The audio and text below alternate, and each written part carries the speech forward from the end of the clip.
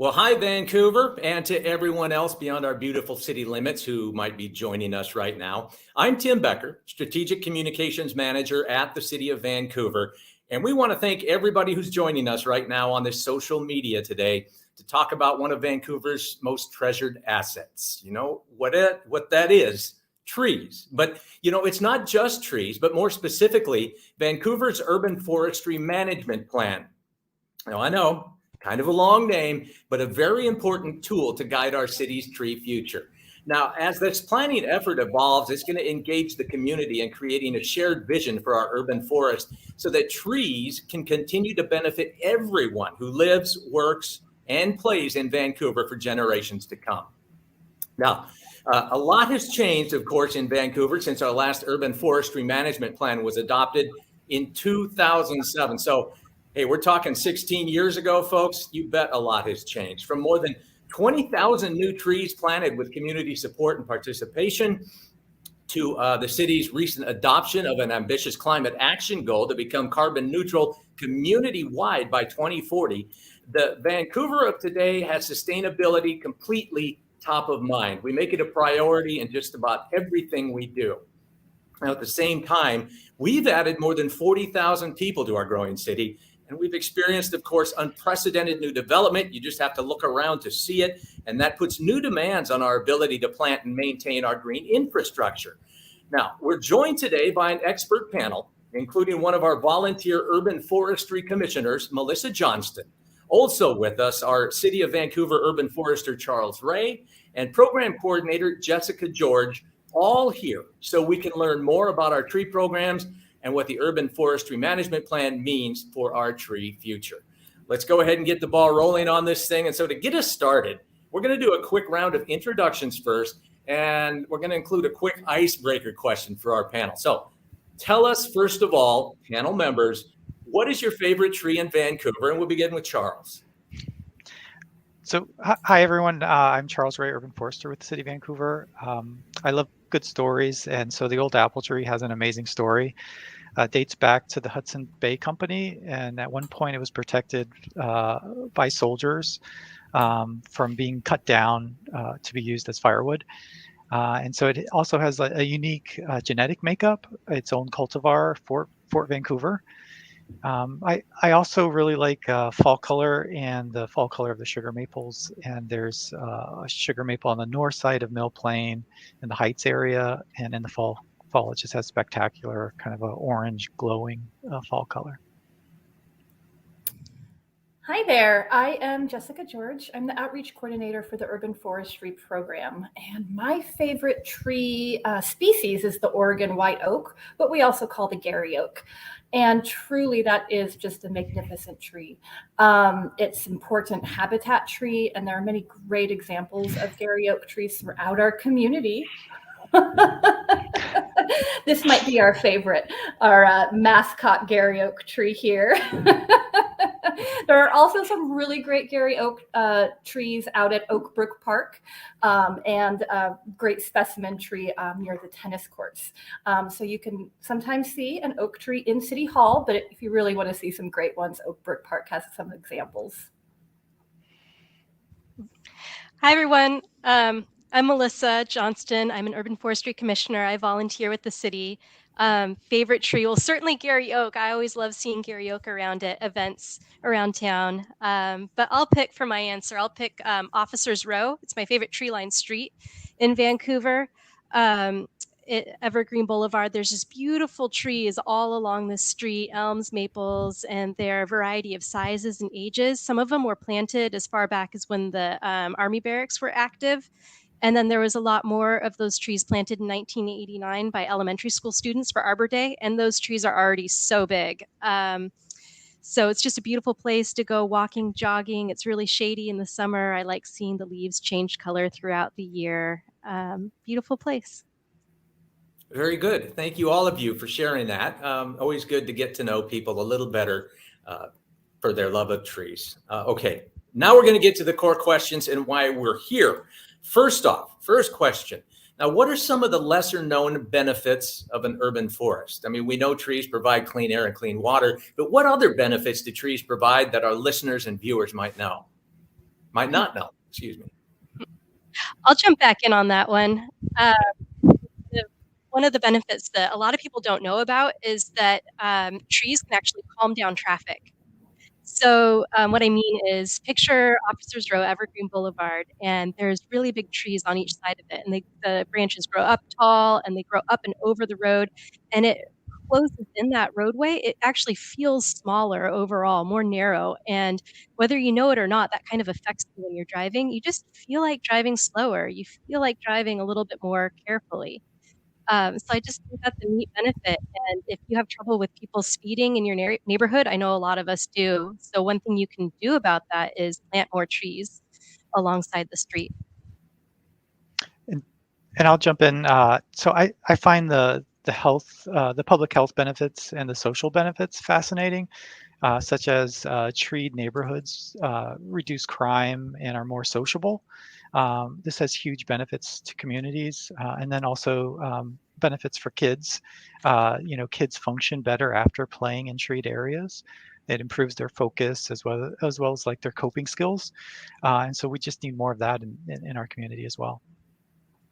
Yeah, those human health benefits are fascinating and really tightly in sync with the ecosystem benefits that Tim had mentioned as well. Trees are pretty fascinating, and they're shading our buildings, our neighborhoods, our communities, and those shading effects are having heating and cooling savings on those buildings, which is economically advantage. Shade trees are amazing. They're shading our streets, which are extending the lifetime of the pavement. Again, another economic savings there. And trees are fascinating. They're really helping to combat the urban heat island effect. We know that it's 9 degrees hotter during our hot summer months, and neighborhoods that have a lower tree canopy or don't have as much shade are being more impacted. It gets even hotter than that 9 degrees. And so trees are really an environmental justice tool because everyone really deserves the many benefits that trees are providing throughout our community. Wow, a lot of good stuff there. I mean, really cool things that I honestly didn't have any idea. So I appreciate you sharing that. Now, next question. What kind of programs does the city have to support a thriving urban forest? So I'll jump in. So Vancouver has innovative urban forestry program. We are constantly improving. We focus on 3 main goals: planning and management of the trees we have, planting new trees so that we're constantly growing, and then the final is the community outreach and education, and all of our programs fall under one of these goals. And we also have an urban forestry commission, which Melissa is the chair. 7 members, volunteer members of the community, appointed by City Council to help guide our program. Because our program is fairly small, we have 4 dedicated staff members to coordinate the program, and then we're lucky to have AmeriCorps members who help give us kind of fresh perspectives on our programming, but then also while we're providing them with a valuable work experience. Yeah, that framework that Charles mentioned and those goals really help us to create and move our programming forward. That planning goal, well, this is a big part of it. The management plan that we are currently working on helps us to really understand what we currently have, plan for the future, so we all have a healthy, robust urban forest. That planting goal that Charles mentioned is a big part of our program. We plant about 2,000 trees a year, new trees across the community. And we do that with internal community partners, and we have other planting partners as well. And we're able to focus planting in areas where there is currently not many trees to make sure that we have an equitable tree canopy across our community. And then that final goal, that community engagement goal. So we are all stewards of the urban forest. And so we are able to offer education to the community as well as technical expertise throughout the community as well. We have events throughout the year. Old Apple Tree Festival is one of the bigger ones that we host in October. If you haven't attended, you should. We encourage you to. Family-friendly, fun festival, first Saturday of October. And then we also celebrate Arbor Day each year. We'll be recognized as Tree City USA for the 34th year. And that's pretty significant. It means that our city values trees. And another community engagement goal is providing workshops to the community. We have pruning workshops, tree planting workshops, tree walks, anything tree related. And then we also have a Tree Stewards program, which is a longer series, 7-series opportunity for folks to get more engaged in trees and in their community. So what are some of Vancouver's strengths when it comes to our urban forest? Curious. First, I would say the city of Vancouver is committed to the continued protection and enhancement of the urban forest as part of our region's valuable natural resources. And like Jessica mentioned, Vancouver's been proud to have been recognized as a Tree City USA for 33 years. So this will be our 34th year. And we qualify for that designation through continued investment in our community trees by spending at least $2 per capita, having a tree protection ordinance, and then celebrating Arbor Day annually. And then on top of that, Vancouver has received the prestigious Growth Award for over 22 years by just annually improving our program. Last year, we qualified by completing our tree canopy assessment. So, yeah, we do a lot. It's really great. And really, I feel like where we can have some success is because we work across department lines to really achieve city goals, including climate equity and stormwater management goals. So having that partnership and being a part of the city programming really is wonderful for us, but we also really work closely with external partners and communities, members and groups. Mm-hmm. Yeah, one of those groups that we work a lot with is the nonprofit Friends of Trees. We just saw Gary Oak walk by. He's the mascot from Friends of Trees, but I've enjoyed volunteering with Friends of Trees for many years now, and it's where I started volunteering, actually planting trees and joining their events. And it was from that experience, planting trees with them and learning about the urban forest, that I wanted to go on and keep volunteering with the city and become an urban forestry commissioner. So I think it's just really strong that we've got that connection here in Vancouver. Plus, they're really fun to volunteer with. So, yeah, I would definitely echo both Jessica and Melissa's points, and we're very fortunate to have Friends of Trees as a partner. But then also just let's not forget about where we are. We have amazing natural features. We have the Columbia River, Vancouver Lake, Burnt Bridge Creek, views of Mount St. Helens, Mount Hood, and trees. And trees are a part of these natural features. All the positives and wonderful things. But now, what are some of our community's challenges when it comes to our urban forest? Because we certainly have some challenges. We do have some challenges, and the data shows that. We know through tree canopy study from 2021 that we have a 19% tree canopy across Vancouver. We also know from nonprofit American Forests that we should have a 40% tree canopy as to be a healthy Pacific Northwest city and really maximize those benefits that trees are providing us. So the city currently has a goal of a 28% tree canopy coverage. And that's attainable through our planting goals and other goals that we have within our program. That tree canopy study is some really powerful data that we have, a great tool that we have, where we can take the canopy data and overlay it with census data and health disparity map data. And so we can take that information and really zone in on areas that are low canopy, as well as areas that are low income, have a high representation of people of color, high health disparities, and really prioritize our planting so that we can hit those equity goals of getting trees where they need to be across the community. And that there's a community engagement map that the folks can go to online and look at the canopy across neighborhoods and census tracts. And there's a lot of stressors on our urban forest development, insects and diseases such as the emerald ash borer, which was just recently identified in Oregon in June of 22, and then also climate change, improper tree care such as topping, and just the unnecessary removal of healthy trees. So those are all stressors. Looking at development, Vancouver is still one of the fastest growing communities in the state, and we've had a tremendous amount of growth. And unfortunately, tree removal is a byproduct of that growth, and unfortunately, we can't save every tree.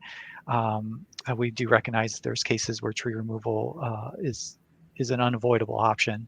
But what we try to do is avoid the unnecessary removal of or destruction of healthy trees.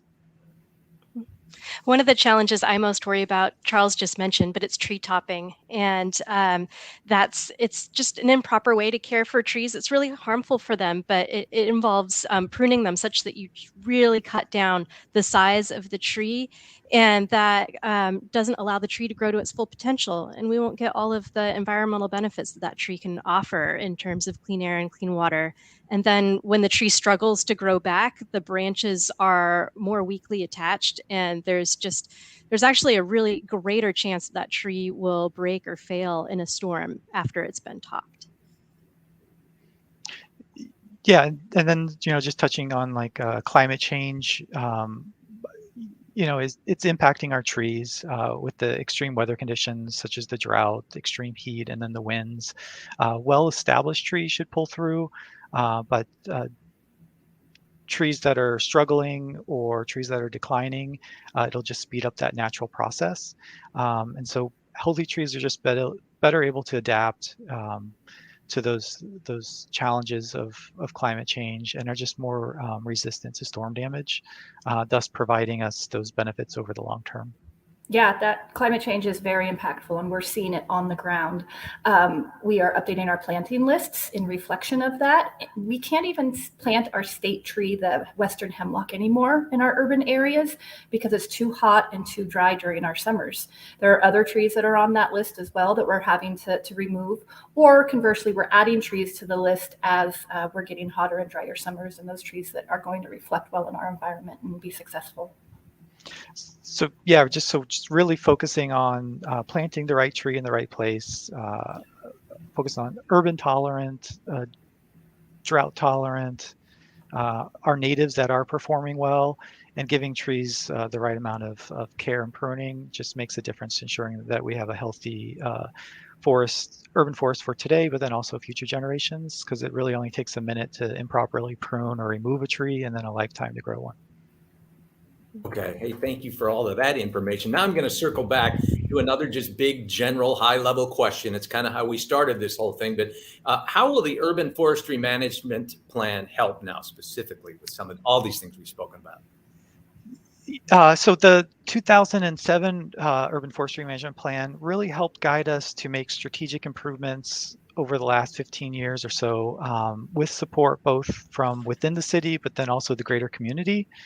So the new plan will help us identify, what's next, really focused, thoughtful actions in the next 5 years, 10 years, and beyond, with that community support and input, such as identifying and creating plans to address inequities in our tree canopy, reviewing our tree data, our plans, our policies, and just to get an idea of how we're doing, and just really a roadmap, a shared vision for the future of Vancouver's trees.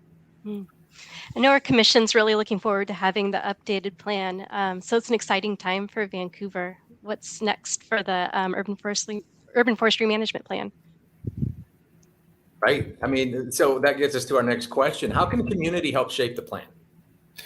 Absolutely. We are asking for community input because we need a robust plan that really has the voices of all of our community members in it as we move forward. So ways to get involved, visit the Be Heard webpage. There you can take a survey. You'll find information about upcoming public meeting as well. Invite your friends and family to give feedback. Share on your social networks, please. The more feedback, the better. And also urban forestry is available to present to small groups like neighborhood associations or other groups as well. So get in touch with us. Mm-hmm. We're looking forward to hearing all of that feedback at the commission, and just encourage you all to take the survey too. We also, at our commission meetings, are open to the public. So if you want to come, we invite you to be there. We love hearing from guests. Right. And then next in-person tree talk is March 18th, I think, from like 10 to noon. If folks can find that on the Be Heard page. But how else can community members help grow our tree canopy in the meantime? Just learning about trees, advocating for urban trees, and then just getting involved. We all have a role to play in the stewardship of our urban forest. Plant a tree. If you have room on your property, plant more trees. Care for the trees that you do have. Proper pruning goes a long way, and maintenance will make sure that your tree is really providing those benefits that they all provide. And then don't forget to water your trees during those hot summer months. In addition, we have a pretty cool program called the Heritage Tree Program. So if you have a really awesome, maybe specimen tree, you can nominate it for the Heritage Tree Program. We're going to be reviewing those nominations this summer. So send them in. You can find that information on our website. And you can come out for one of the events, come plant trees with us, or just come on a tree walk and learn about the trees in your neighborhood. Okay. So once complete, how's the plan going to be implemented, and when will we actually see changes? Well, we should have a draft plan, which includes the community input and feedback in March. And then we hope to get the plan finalized, approved, probably summer, fall of 2023 this year. And then hopefully to be incorporated as part of the city's comprehensive plan. And then once adopted with community support and help from the Urban Forestry Commission, we will be implementing the management plan over the next 5, 10, 15 years. The plan will recommend direction and actions for Vancouver to optimize the benefits of trees, because really what we're building is just a healthy, more resilient Vancouver through trees. Okay. Well, hey, you know what? This has been a fantastic session. Thank you to all of you for filling us in on this important work. Now, Vancouver, it is your turn. And not just folks in Vancouver, everywhere else, but let's make Vancouver the heart of this movement. Your turn to get involved. Help us create an urban forestry future that improves the health and the livability of our city. You can do that. You've heard us mention, but visit Be Heard Vancouver. Just Google that and you will find it. The city's community engagement webpage, and you're going to learn more about our existing urban forestry program, and you can sign up for the updates. There, we encourage you also to participate in a short online survey, share your priorities, your ideas, and share your hopes for the future of our urban forest. Again, a sincere thank you, Vancouver, and those beyond. And hey, let's grow some trees.